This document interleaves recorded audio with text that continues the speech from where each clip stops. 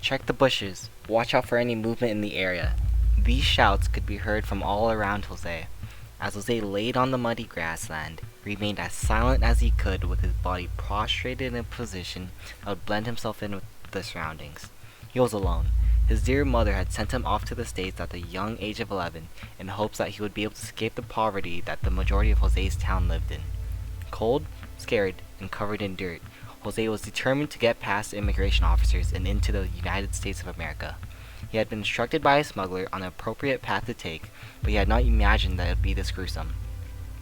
After laying still for 5 minutes, his mind began to wander, but he was quickly taken back into reality by the sound of La Migra capturing a man and his family about 200 meters to his right. After waiting several minutes, Jose made his dash for the border. He made it. Welcome to the United States of America. Looking around, he soon learned that he had made it to Texas. He walked the entire night until finally, at sundown, a truck pulled up beside him.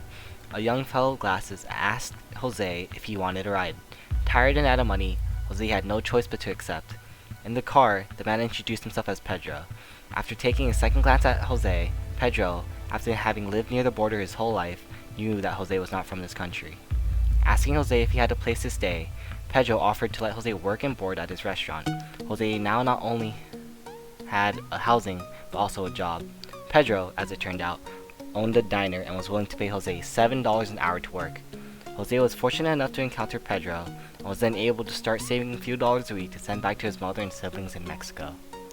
The work was hard and grueling, but Jose did not mind, because he had always been told that in America, as long as you work hard enough, you can be successful. Jose had fallen in love with Pedro's niece and married her. However, Pedro soon fell victim to a heart attack, leaving Jose as the owner of the diner.